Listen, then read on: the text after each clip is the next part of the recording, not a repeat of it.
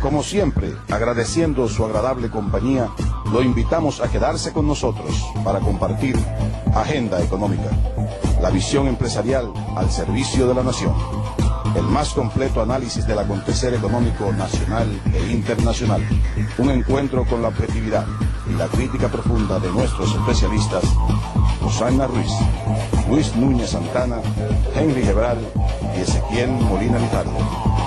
Auspiciado por el Banco Popular Dominicano, nuestro acostumbrado resumen de noticias económicas en solo 2 minutos. El personal de las instituciones financieras del país que trabaja en la prevención del lavado de activos tendrá la oportunidad de certificarse con un entrenamiento internacional que será realizado el 10 y 11 de septiembre mediante el curso de certificación en prevención del lavado de dinero, organizado por la Asociación de Bancos Comerciales de la República Dominicana, la Asociación de Banqueros Internacionales de la Florida y la Universidad Internacional de la Florida. El presidente de la Asociación Nacional de Jóvenes Empresarios, Ricardo Bonetti, consideró que las tasas de interés se han estabilizado, pero cree que se requiere un mayor acceso al financiamiento para poder generar nuevas inversiones.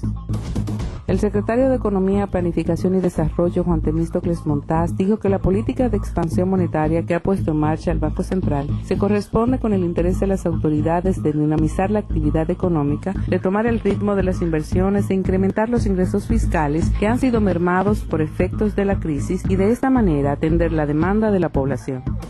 El presidente de la Asociación de Empresas Industriales de Herrera, Manuel Cabrera, manifestó que el gobierno no firmó el acuerdo con el Fondo Monetario Internacional porque se acercan las elecciones y quiere tener las manos libres para hacer proselitismo. Cabrera afirmó que el Estado se ha convertido en una fuente de generación de votos, lo que consideró muy dañino para la economía. Banco Popular presentó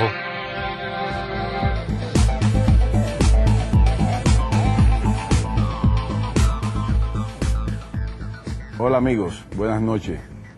Henry Gebral y un servidor están con ustedes para compartir esta hora y de inmediato nosotros vamos a presentar a don Manuel Cabrera, presidente de la Asociación de Empresas Industriales de Herrera, y yo le tengo una pregunta rápido al señor Cabrera, porque él tiene que defenderse en cierta forma ante una noticia que precisamente sale en los 2 minutos de nosotros, o ampliar el comentario que nosotros pusimos que él hizo sobre la no firma del gobierno con el FMI.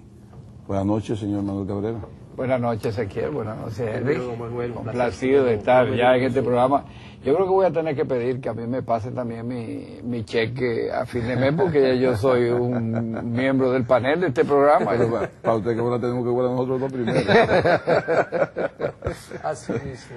Mira, en realidad me citaron un poquito, no fuera de contexto, sino realmente no quise plantearlo de esa manera. En realidad lo que dije fue que nosotros hemos planteado, al principio lo hicimos antes de las elecciones del año 2008, pedimos y solicitamos que se renovara el acuerdo con el Fondo Monetario Internacional y no fue hecho. Y planteamos y nos preocupó el hecho de que podía ser el resultado. Y el resultado fue que naturalmente hubo un exceso de gasto como consecuencia de las elecciones 2008. Un exceso de gasto que generó un déficit de alrededor de 65.000 a 70.000 millones de pesos. Y yo creo que eso nos hizo daño. Y nos hizo daño y estamos pagando la consecuencia porque puso el país en debilidad para enfrentar la crisis que luego hemos tenido que enfrentar desde final de 2008 y durante el año 2009. Nuevamente se planteó como resultado de la crisis y el hecho de que hubo una caída y una disminución importante en los ingresos del Estado, el hecho de que el Estado no iba a estar en condiciones de enfrentar los compromisos que tenía y mucho menos de hacer inversiones en sectores que nosotros recomendamos que había que hacer inversiones para estimular la economía, especialmente en actividades productivas y en actividades que generaran empleo, porque creíamos que esa era la forma de enfrentar la crisis.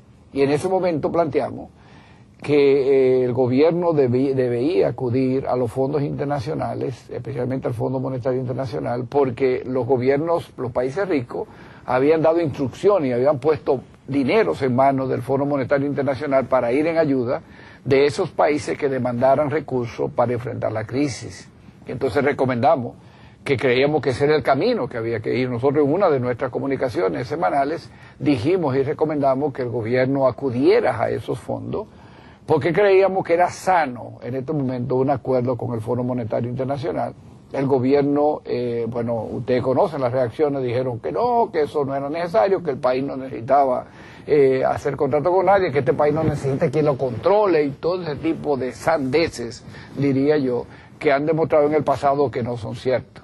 Porque la verdad es que el Fondo Monetario Internacional fue uno de los instrumentos que ayudó al mismo gobierno del presidente Leonel Fernández a enfrentar la crisis heredada del 2003, y eso contribuyó a que se enfrentara muy adecuadamente esa crisis, y los resultados ya los conocemos. Una recuperación casi milagrosa que sobrepasó las expectativas de todo el mundo. Yo creo que hasta del mismo presidente en términos de cómo nos recuperamos de esa crisis. Y estuvo el Fondo Monetario Internacional durante todo el tiempo, hasta el mismo final del año 2007. Cuando se terminó el acuerdo, bueno, ya no voy a repetir la historia que ya dije. Entonces por eso hemos planteado que creemos que en este momento de crisis deberíamos tener un acuerdo comunitario por dos razones.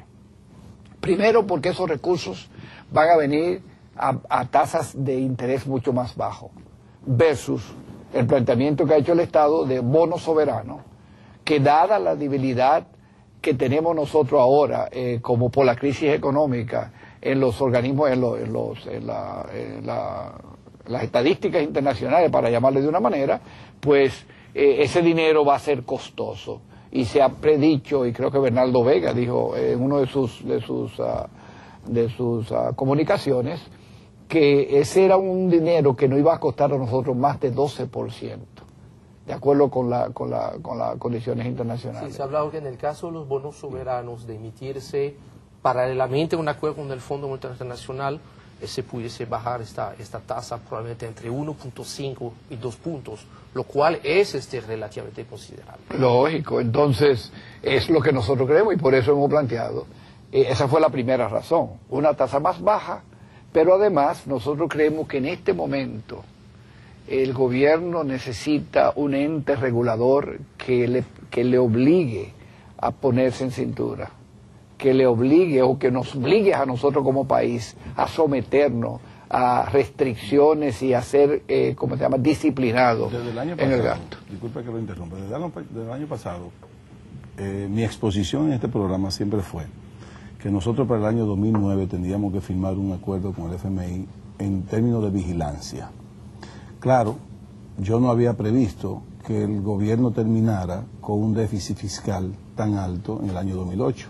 Correcto. A partir de que llega un déficit fiscal con el año 2008, si se firma un acuerdo con el Fondo Monetario Internacional en este año, ya yo lo he dicho varias veces, si buscamos una firma con el Fondo Monetario Internacional, que yo estaba todavía de acuerdo que se firmara aún con esa condición, teníamos lamentablemente que esperar algunos ajustes fiscales impositivos, porque el FMI iba a analizar ese déficit fiscal tan alto, cómo el gobierno lo va a suplantar. ¿Qué sucede? Que el FMI no iba necesariamente a cargarle todo el dado a la política monetaria, que gracias a Dios, y que me disculpen la expresión, hemos tenido a San Valdés Albizu y a esa Junta Monetaria que lo respalda, que ha dado siempre el paso adelante, que ha sido transparente, ha sido eficaz, ha sido una persona totalmente eficiente, honesta, en el sentido de que ha dado el paso en el momento que ha tenido que darlo, pero ha cargado con la política monetaria, ha cargado con el déficit fiscal. Pero el FMI lamentablemente iba a buscar unos ajustes impositivos. Yo creo que aun cuando eran desagradables, era mejor los ajustes impositivos que buscar bonos soberanos, porque no va a salir más caro, como dice Bernardo Vega, como está diciendo tú, como lo ha mantenido Henry Lebral, y como yo sé que hay muchos televidentes nuestros que lo tienen.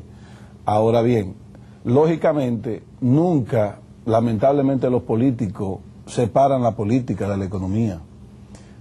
Lógicamente, como usted dice, había un costo político. Pero yo digo, ¿hasta dónde no vamos a seguir pagando el costo político? ¿O hasta dónde el gobierno no va a pagar el costo político? Porque